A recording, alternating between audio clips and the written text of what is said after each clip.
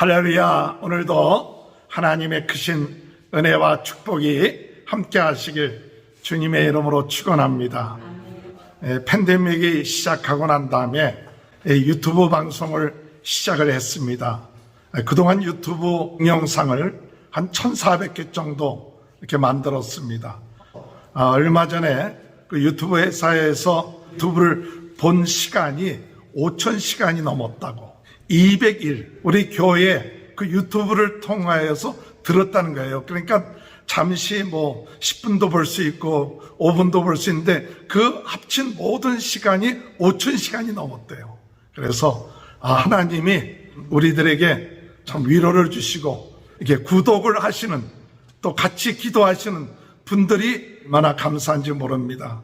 이 마지막 때에 하나님이 이 유튜브를 통해서 복음을 전파하게 하시고 협력하며 또 앞으로도 계속해서 이 구독하시는 분들이 많이 늘어나서 주의 이 복음의 말씀 전파하는데 힘을 얻고 하나님 앞에 영광 돌리는 귀한 은혜의 역사가 일어나기 위해서 같이 여러분 기도해 주시길 주님의 이름으로 축원합니다. 지난주 성령의 사람이 됩시다 라고 말씀드릴 때, 성령의 사람은 어둠의 세력이 우리 마음을 지배하지 않도록 항상 말씀에 순종하면 여호와 이레의 축복을 받는다 그랬습니다. 어둠의 세력은 우리 마음을 지배하려고 합니다. 그러나 어둠의 세력이 우리 마음을 지배하지 않도록 항상 하나님 말씀을 순종하면 하나님은 우리로 하여금 여호와 이레의 축복을 받게 한다. 또한 성령의 사람은 어떤 사람이냐? 예수 그리스도의 피와 살로 언약했고 그것을 믿음으로 말미암아 영생을 얻는 새 언약의 사람이 성령의 사람이다. 세 번째, 성령의 사람은 예수님이 겟세마네 동산에서 기도하셨던 것처럼 예수님의 기도를 본받으며 깨어서 마지막 때에 기도하는 그런 사람이 성령의 사람이다. 오늘 주님의 은혜 안에서 우리가 이와 같은 성령의 사람이 될 수 있도록 인도해 달라고 기도하시는 저와 여러분이 되시길 주님의 이름으로 축원합니다. 오늘 성령의 사람 13번째 시간입니다. 이 누가복음을 우리가 묵상하면서 정말 나는 성령의 사람, 성령이 내주하신 것을 믿는가? 성령님과 인격적인 교제를 하고 있는가? 성령의 다스림을 받고 있는가? 성령의 역사하심을 믿고 있는가? 성령님을 의지하는가? 진정으로 우리는 이 성령의 사람이 된다는 이 사실에 대해서 항상 관심을 가져야 돼요. 그리고 내가 하나님 앞에 솔직하게, 하나님, 내 마음속에 성령 충만합니까? 아니면 내 염려와 걱정과 근심으로 내 마음이 지배되고 있지 않습니까? 성령으로 충만하게 해달라고 기도하는 저와 여러분이 되시길 주님의 이름으로 축원합니다. 오늘 13번째, 성령의 사람은 어떤 사람인가? 성령의 사람은 어떤 상황 가운데서도 침묵할 줄 아는 사람입니다. 침묵할 줄 아는 사람이 성령의 사람이다. 누가복음 23장 8절 9절 한번. 헤롯이 예수를 보고 매우 기뻐하니 이는 그의 소문을 들었으므로 보고자 한 지 오래였고 또한 무엇이나 이적 행함을 볼까 바라 연골하라. 여러 말로 물으나 아무 말도 대답하지 아니하시니. 예수님이 고발을 당했습니다. 예수님이 백성들을 미혹하고 세금을 받지 못하게 한다, 유대인의 왕이다, 이렇게 얘기하는데 이런 제목을 가지고 빌라도에게 고발을 했습니다. 그때 빌라도는 예수님에게 내가 유대인의 왕이냐 이렇게 물어볼 때 예수님이 내 말대로다 그렇게 말하고 난 다음에는 아무 말도 하지 아니하고 침묵하셨습니다. 오늘 그러고 난 다음에 헤롯에게 넘겨졌는데도 불구하고 헤롯에게도 아무 말씀도 하지 않았다. 오늘 여러분, 침묵이라는 것 참 중요합니다. 그런데 예수님을 고발했던 사람들은 더욱 요란하게 소리치고 예수님을 고발하고 예수님을 십자가에 못 박으라고 떠들어대고 있습니다. 오늘 여러분, 예수님은 하나님의 어린 양이 되셔서 세상의 죄를 지고 가면서 침묵하셨다. 이사야서 53장 7절에 보면 그가 곤욕을 당하여 괴로울 때에도 그의 입을 열지 아니하였으며 마치 도수장으로 끌려가는 어린 양과 털 깎는 자 앞에서 잠잠한 양같이 그의 입을 열지 아니하였도다. 예수님은 그의 입을 열지 아니하셨다. 오늘 여러분, 우리가 어떻게 하면 침묵할 수 있을까요? 어떻게 하면 예수님처럼 침묵하면서 살아갈 수 있을까요? 오늘 우리들은 여러 가지 억울한 일을 당하고 힘든 일을 당할 때 원망하고 불평할 수가 있습니다. 그러나 예수님처럼 침묵할 수 있는 것은 예수님은 자신이 사명을 감당하고 있다는 사실을 믿었기 때문에 침묵했습니다. 어떤 사명이냐? 세상 죄를 지고 가는 그 사명을 감당하고 있기 때문에 침묵할 수 있었어요. 이사야서 53장 6절에 보면 우리는 다 양 같아서 그릇 행하여 각기 제 길로 갔거늘 여호와께서는 우리 모든 죄악을 그에게 담당시키셨도다. 예수님이 왜 침묵하셨습니까? 우리의 모든 죄를 담당하셨기 때문에 침묵하신 거예요. 그 죄를 담당하셨어요. 그 사명을 감당하셨어요. 그렇기 때문에 예수님께서 내가 왜 이와 같이 고통을 당해야 되고 또 조롱을 당해야 되고 어려움을 당해야 되느냐, 그렇게 원망하지 않았습니다. 아, 하나님이 나에게 사명을 주셨구나. 모든 사람들의 죄를 담당하게끔 하는 사명을 주셨구나. 그 사명을 알고 있었기 때문에 예수님은 입을 열지 아니하시고 어린 양처럼 침묵하셨던 거예요. 오늘 성령의 사람, 하나님이 우리에게 주신 사명을 깨달은 사람, 하나님께서 이 요란한 세상, 힘든 세상에 하나님이 우리로 하여금 사명을 주고 세상 죄를 지고 가는 어린 양처럼 오늘 우리들에게도 너희는 맡은 사명을 감당하며 나아가라.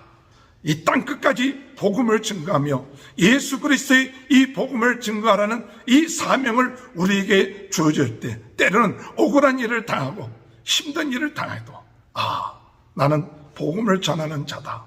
예수 그리스도의 사랑을 전하는 자다. 이와 같은 사명이 있기 때문에 내가 왜 이런 고난을 당해야 합니까? 내가 왜 이런 억울한 일을 당해야 합니까? 원망하지 않고 아, 예수님이 고난 당하셨던 것처럼 나도 이런 고난을 당하는 것 바로 하나님이 나에게 주신 그 사명 감당하기 위한 것이구나. 그것을 깨닫고 우리는 침묵할 수 있게 될 줄로 믿습니다.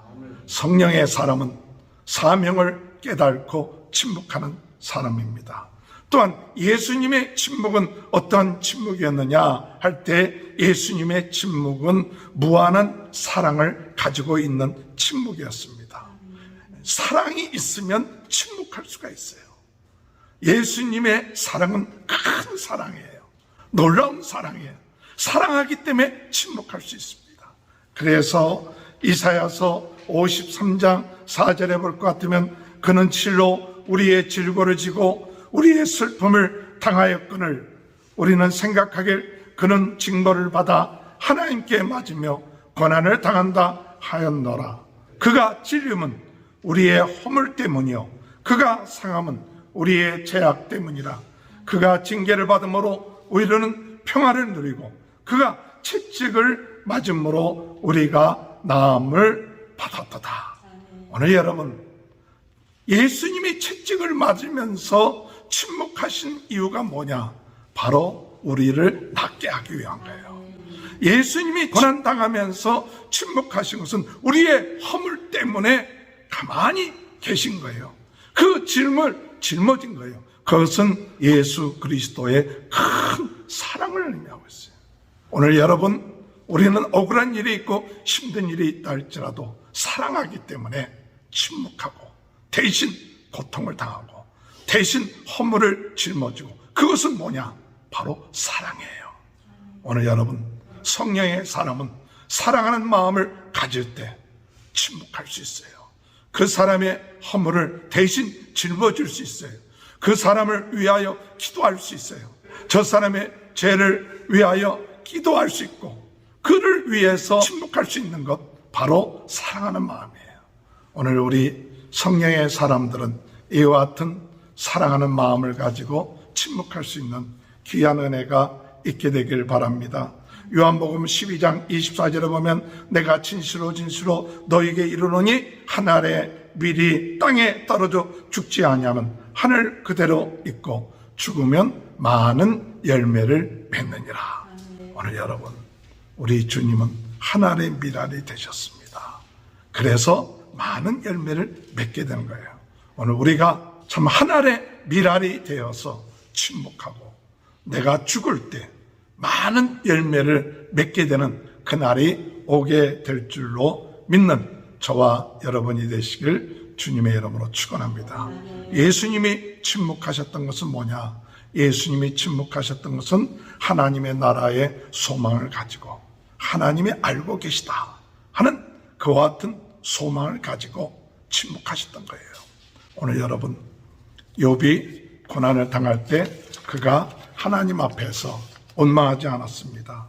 욥기서 1장 21절에 이르되 내가 모태에서 알몸으로 나왔사온즉 또한 알몸으로 돌아가리라. 주신 이도 여호와시요 거두시는 이도 여호와시오니 여호와의 이름이 찬송을 받을지어다. 이 모든 일에 욥이 범죄하지 아니하고 하나님을 향하여 원망하지 아니하니라. 욥은 고난당할 때 원망하지 않았습니다. 하나님이 아신다. 그래서 욥기서 23장 10절에 나의 가는 길을 오직 그가 아시나니 그가 나를 단련하신 후에 내가 정금같이 나오리라. 나의 가는 길을 그가 아시나니 하나님이 아신다는 거예요. 오늘 여러분, 하나님이 아십니다. 성령님이 아십니다. 우리는 사람들한테 원망하고 불평하고 낙심하고 좌절할 것이 아니라 하나님이 아시죠. 그 중심을 아시죠.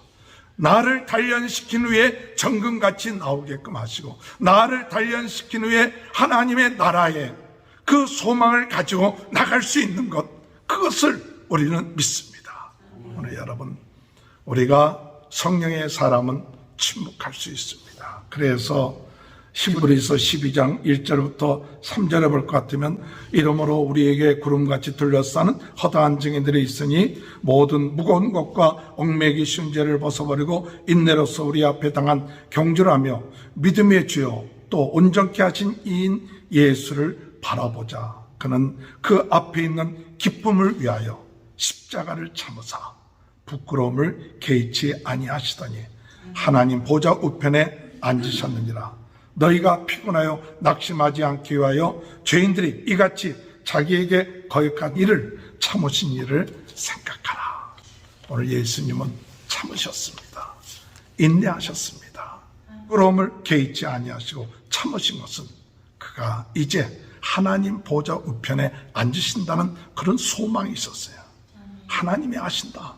오늘 여러분, 성령의 사람은 침묵할 줄 아는 사람이에요. 탈무드에 볼 것 같으면 태어나자마자 배우게 되는 것이 말을 배우게 된다고 합니다. 2살 정도 되면 그래도 많은 말들을 배우게 된다고 합니다. 그런데 오늘 여러분, 침묵을 배우려면 40년이 부족하다고 해요. 말을 배우는 데는 몇 년 걸리지 않지만 침묵을 배우는 데는 그렇게 쉽지가 않습니다. 침묵 속에는 한없는 깊은 뜻과 지혜가 담겨져 있습니다. 토마스 칼라일은 얘기하길 언어는 위대하다. 그러나 침묵은 더욱 위대하다. 오늘 여러분, 침묵 속에 신비한 힘이 있습니다. 성령의 사람들, 오늘 우리는 예수님이 사명을 가지고 그 사명을 가지고 침묵하시고 사랑을 가지고 침묵하시고 그리고 소망을 가지고 침묵하시면서 하나님이 아신다. 그런 충만하여 침묵을 배우고 침묵할 수 있는 그 깊은 은혜 가운데 들어갈 수 있는 저와 여러분이 되시길 주님의 이름으로 축원합니다. 두 번째로, 성령의 사람은 어떤 상황 가운데서도 용서할 수 있는 사람이에요. 어떤 상황 가운데서도 용서할 수 있는 사람이다. 오늘 여러분, 우리 누가복음 23장 34절을 한번 보겠습니다. 이에 예수께서 이르시되 아버지 저들을 사하여 주옵소서. 자기들이 하는 것을 알지 못함이다 하시더라. 그들이 그 옷을 나눠 제비 뽑을세. 얼마나 고통스럽겠어요. 여러분, 십자가에서의 고통이라는 것은 말로 표현할 수 없는 그 고통이에요. 그 어려운 상황 가운데에서 예수님은 무엇을 하냐? 아버지요, 저들을 죄를 사하여 주옵소서. 저들이 하는 일을 알지 못합니다. 오늘 여러분, 이 소리를 듣고 옆에 있었던 강도 중 한 사람은 처음에는 예수를 욕했다가 나중에는 그가 예수님을 알아보고 예수님과 함께 나곤에 있기를 원합나이다 하고 마음이 변했다는 그런 이야기도 있습니다. 오늘 여러분, 진정으로 성령의 사람들이 행해야 될 것이 무엇인가? 그것은 용서하는 거예요. 오늘 용서를 우리는 예수님의 용서를 배워야 됩니다.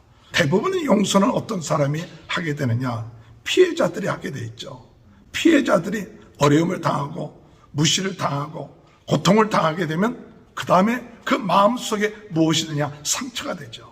그래갖고 마음속에 미워하는 마음이 들고 미워하는 마음이 점점 커져서 무엇이 되느냐? 복수하고자 하는 마음이 들 때가 많습니다.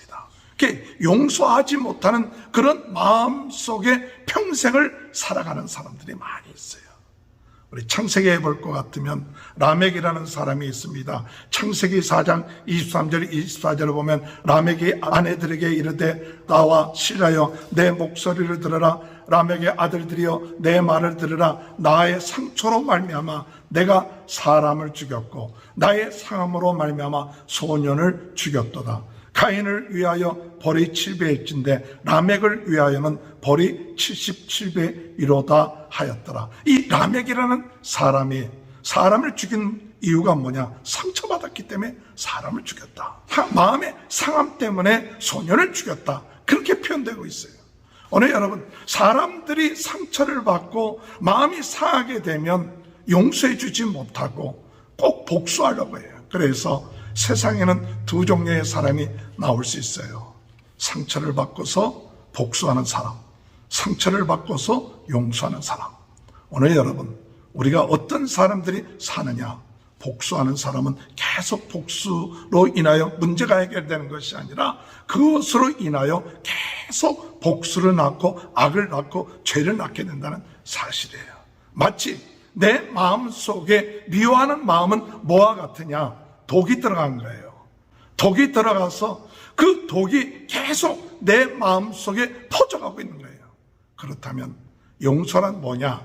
이 용서라는 것은 독을 빼내는 거예요. 그런데 많은 사람들은 내 안에 독이 들어갔는데 누가 나에게 이런 상처를 줬는가? 내가 어떻게 복수를 해야 되는가? 이와 같은 생각과 이런 것으로 인하여 점점 시간이 지나면서 내 속에 들어가 있는 독을 제거하지 못하고 그 독으로 인하여 본인이 점점 죽어가고 있다는 것을 모르고 있다는 거예요. 오늘 여러분, 용서라는 것은 무엇을 의미하느냐? 내 속에 들어가 있는 독을 빼내는 거예요. 독을 빼내면 내가 사는 거예요. 오늘 여러분, 성령의 사람은 용서하는 사람이에요. 예수님이 얼마나 억울하겠어요. 예수님이 십자가에서 못 박혀들어가며 조롱하는 이들에 대해서 정말 천군 천사들을 동원하여서 그들을 직면할 수도 있죠. 사람들이 조롱합니다. 네가 그리스도이거든 내려와 보라. 예수님 충분히 할 수 있지만 그러나 예수님은 용서하는 사람이에요. 용서하시기 위해서 이 세상에 오신 거예요. 우리의 죄를 대속하시기 위해서 이 세상에 오신 거예요. 오늘 우리 그리스도인들은 어떤 사람이냐? 예수님처럼 용서해 주기 위해서 구원받은 사람이에요. 오늘 우리는 구원받았습니다. 하나님의 자녀가 되었습니다. 성령이 내주하셨습니다. 그럼 그 성령이 내주하심으로 우리는 어떤 사람이 되어야 되느냐? 용서하는 사람이 되는 거예요. 베드로가 예수님께 물어봅니다. 형제가 내 죄를 범하면 몇 번이나 용서해 주리까? 일곱 번까지 하오리까? 예수께서 이르시되 내가 이르노니 7번뿐 아니라 7번을 70번씩이라도 할지니라. 이것은 무엇을 말하냐? 우리 마음속에 앙금을 남겨놓지 말고 용서해줘라. 성령의 사람은 용서하는 사람이에요. 예수님이 십자가상에서 아버지여 저들의 하는 일을 알지 못합니다. 저들이 지금 뭘 하는지 모릅니다. 오늘 우리가 용서할 때 참 중요한 것은 사람들이 완전한 사람들이 아니구나, 불완전한 사람들이구나, 자기가 하는 일조차도 모르고 행할 때가 많구나, 이것을 어느 정도 깨닫게 되면 그래도 용서하는데 쉽습니다. 우리는 대부분 용서해 주지 못하는 이유 중에 하나는 뭐냐? 어떻게 그럴 수가 있느냐? 사람을 완전하게 볼 수가 있어요. 완전하다고 생각하면 용서가 안 되는 거예요. 그러나 완전한 게 아니라 모를 수도 있겠구나, 부족할 수도 있구나, 연약할 수 있구나, 불완전하구나, 이것이 사람이에요.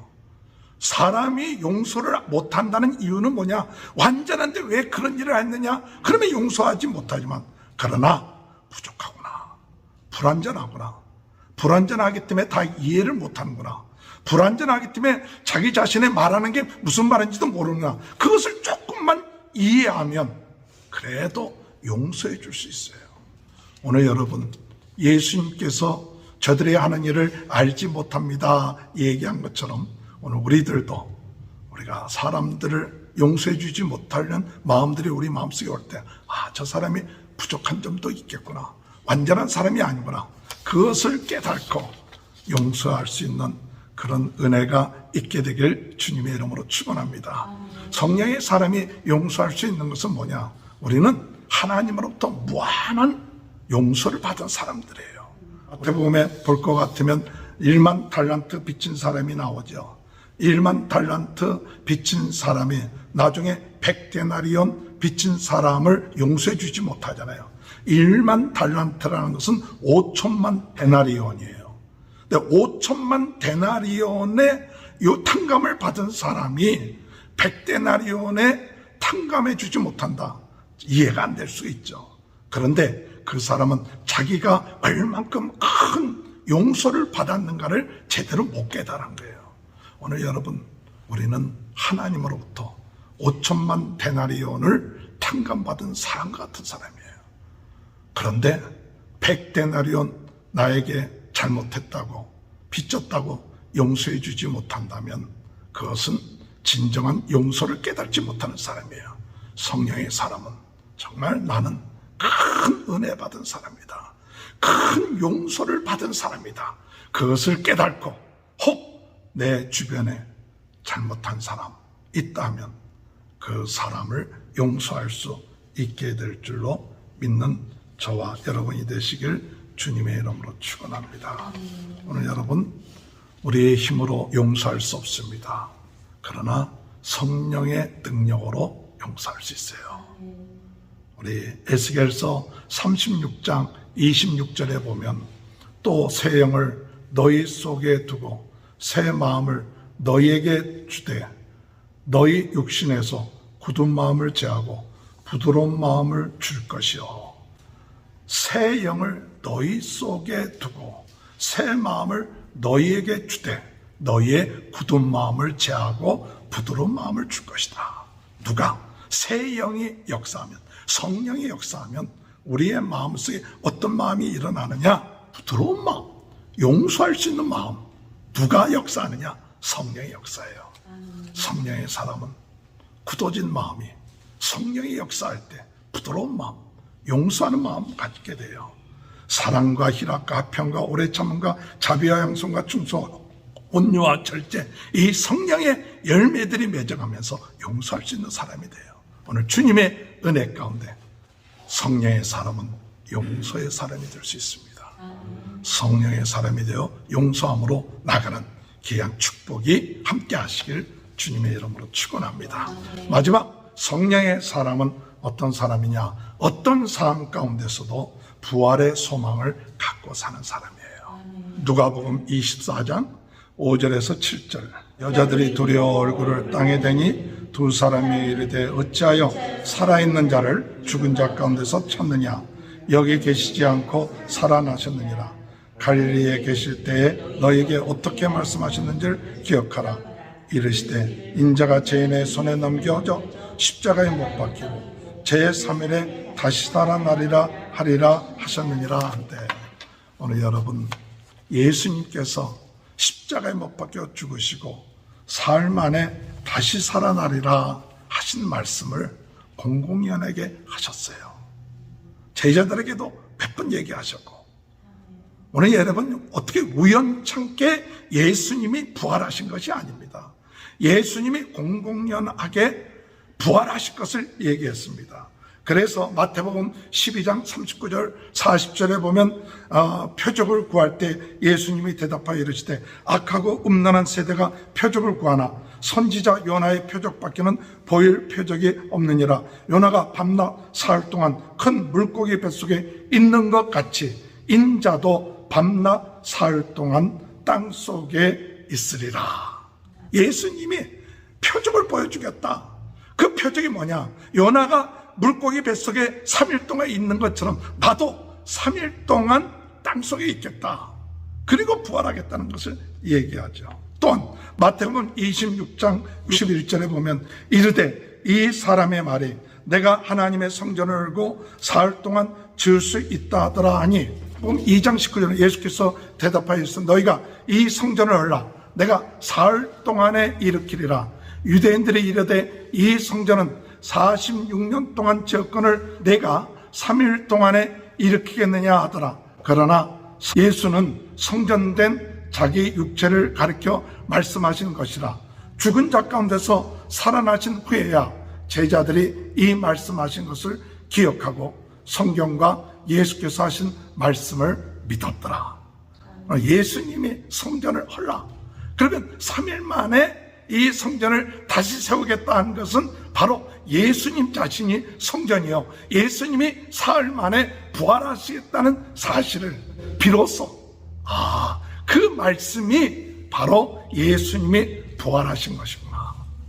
오늘 여러분, 예수님의 부활을 요나의 뱃속에 들어간 것처럼 성전이 한 것처럼 부활할 것을 공공연하게 이야기했습니다. 그렇기 때문에 많은 믿지 않은 사람도 예수를 십자가에 못 박고 난 다음에 예수님이 부활할까봐 그 무덤의 문을 단단하게 매게 해달라고 요청을 하죠. 그래서 마태복음 27장 64절에 보면 그러므로 명령하여 그 무덤을 사흘까지 굳게 지키게 하소서. 그 제자들이 와서 시체를 도둑질하여 가고 백성에게 말하되 그가 죽은 자 가운데서 살아났다면 후에 속임이 전보다 더 클까 하나이다. 세상 사람들도 예수님이 부활할까봐 두려워했습니다. 그러나 예수님은 부활하셨어요.